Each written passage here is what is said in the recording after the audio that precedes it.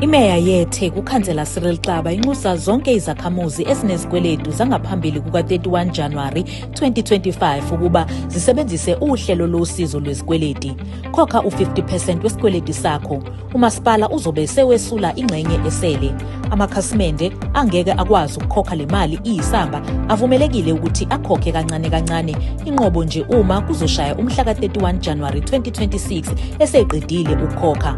Abanezikweleti ezisukela kumhla ka-1 February 2025 kuya kumhla ka-30 June 2025 kuzomele bazikhokhe ngokugcwele, kanti abangenawo amandla ukukhokha sonke isamba esikweletwayo bangenza isivumelwano sokukhokha esizophela ngomhla ka-30 kuJune 2026. Ayikho inzalo ezofakwa. Amakhasimende ake abanenkinga yamanzi avuzayo futhi afaka isicelo senkokhelo kodwa angakhokhelwa ngokugcwele nawo angasizakala kulolu hlelo.